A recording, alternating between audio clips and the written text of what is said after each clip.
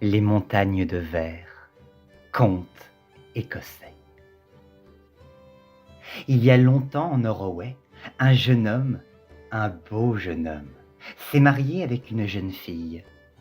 Le soir de ses noces, il lui a dit Je suis sous le pouvoir d'un enchantement.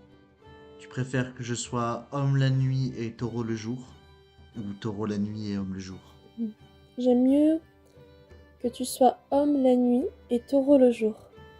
ainsi, selon le souhait de sa femme, la nuit, il était homme, le jour, il était taureau. Après 1 an de mariage, ils ont eu un petit garçon. Mais au moment de la naissance, le mari a prévenu son épouse. Si quelque chose arrive à notre enfant, tu ne devras pas verser une larme. 1 seconde, 2 secondes, 3 secondes, et soudain, un énorme chien noir est descendu par la cheminée, a bondi sur l'enfant et l'a emporté. La femme a crié, mais n'a versé aucune larme. L'année suivante, elle a mis au monde un autre garçon, et son mari l'a encore prévenu. Si quelque chose arrive à notre deuxième enfant, tu ne devras pas verser une larme. 1 seconde, 2 secondes, 3 secondes plus tard, et l'énorme chien noir est descendu par la cheminée. Il a bondi sur l'enfant et l'a emporté. La femme était triste. Elle a caché son visage dans ses mains, mais n'a versé aucune larme. La 3e année, ce fut une fille qui naquit. La femme a serré son enfant fort contre sa poitrine, mais son mari l'a prévenue une nouvelle fois. Si quelque chose arrive à notre troisième enfant, et si tu verses une seule larme, tu ne me reverras plus. Et à votre avis, au bout de 3 secondes, qui est descendu par la cheminée? Cette fois, le chien noir a pris la petite fille des bras de sa mère et l'a emportée. La femme a senti sa gorge se nouer et elle a versé une larme qu'elle a cachée dans un mouchoir dans sa poche. Mais c'était peine perdue, car dès lors que la larme était rentrée dans le mouchoir, elle a vu son mari sortir de la maison et s'en aller. Elle avait du chagrin, beaucoup, beaucoup de chagrin. Plus d'enfants, plus de mari, pauvre vie. Elle est restée dans cette maison longtemps, le cœur brisé. Puis elle est partie à la recherche de son époux.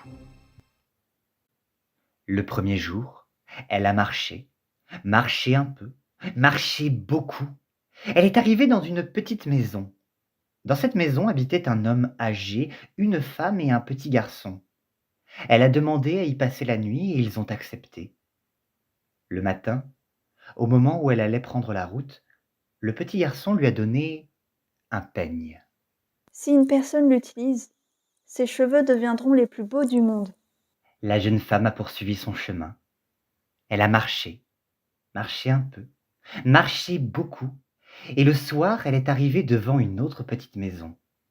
Dans cette maison, habitaient un homme âgé, une femme et un petit garçon. Elle a demandé à y passer la nuit et ils ont accepté.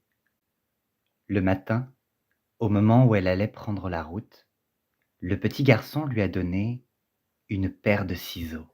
Si une personne s'en sert pour couper des vêtements, ces vêtements deviendront les plus beaux du monde. La jeune femme a poursuivi son chemin.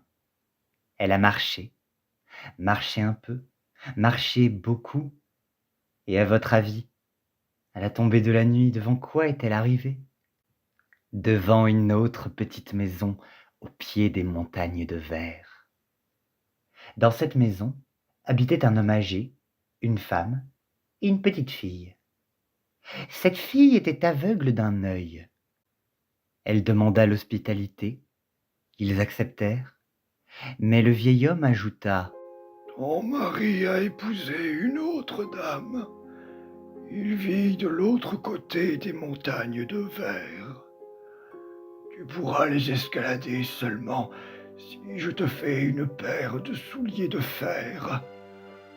Je fabriquerai ces souliers si tu restes dans notre maison pendant 7 années. 7 ans. C'est le temps nécessaire à l'enchantement de ton mari pour disparaître.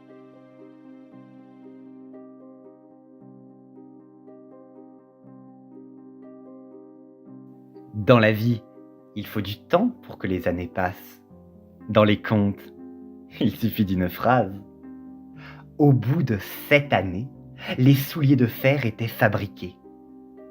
La jeune femme a glissé ses petits pieds dedans, et avant qu'elle ne reprenne la route, la petite fille de la maison s'est approchée et lui a donné un œuf. Si une personne brise cet œuf, il en sortira 4 chevaux et un carrosse.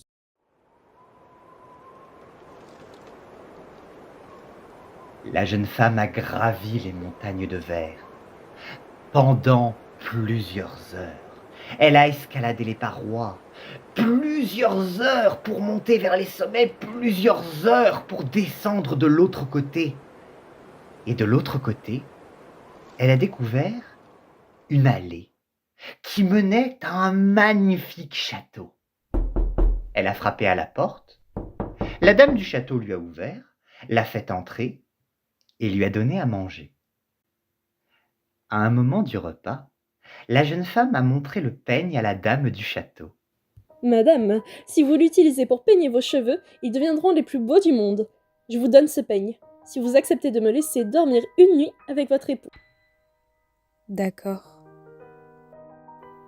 Mais la dame du château ne voulait pas du tout qu'une autre femme puisse rencontrer son époux pendant la nuit. Alors le soir venu, elle a servi à son mari un breuvage. Dans cette boisson, elle avait mis des gouttes pour dormir. Le Seigneur en a bu une gorgée et est tombé dans un sommeil profond. Plus tard, la jeune femme est entrée dans la chambre et a vu le Seigneur couché dans le lit. C'était bien son mari, enfin elle l'avait retrouvé. Elle s'est allongée à côté de lui et lui a chuchoté dans l'oreille. 3 enfants j'ai portés pour toi.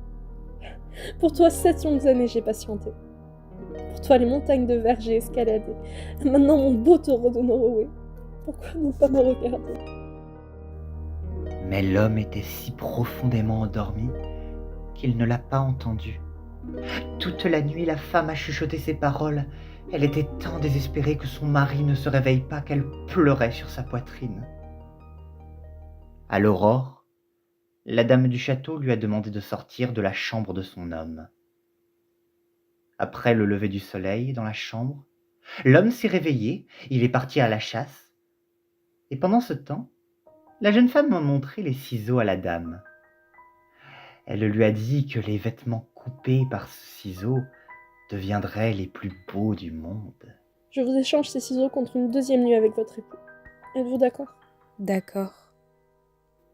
Le soir venu, l'homme a encore bu le breuvage servi par la dame du château. Il est tombé dans un sommeil profond et il ne s'est réveillé qu'après le lever du soleil. Il est parti à la chasse, mais un gentilhomme l'accompagnant, qui avait l'habitude de dormir dans la chambre voisine, lui a dit « Seigneur, n'avez-vous rien entendu cette nuit?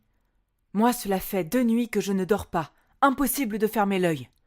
Il y a un fantôme dans votre chambre qui parle et pleure jusqu'à l'aurore. » Le Seigneur a répondu que son épouse lui avait donné une boisson les 2 soirs précédents et qu'il avait dormi jusqu'au matin.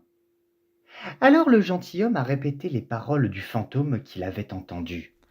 3 enfants j'ai portés pour toi. Pour toi. 7 longues années j'ai patienté. Pour toi.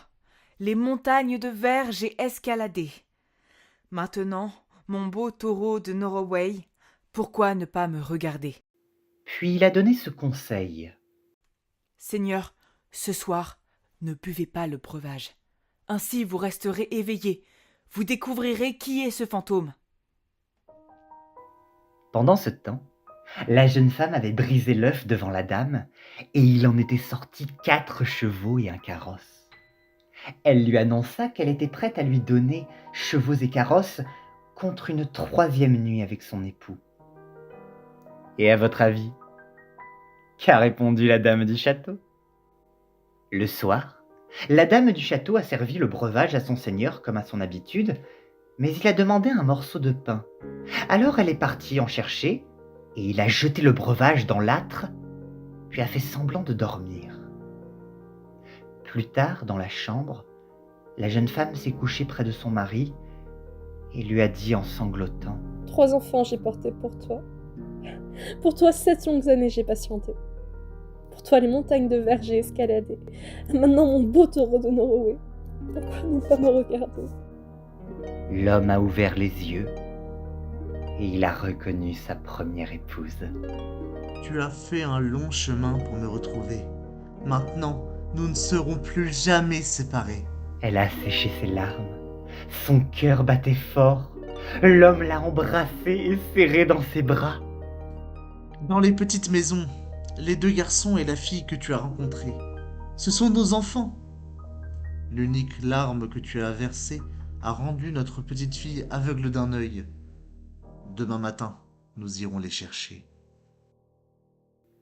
Le lendemain au matin, l'homme a chassé sa seconde épouse.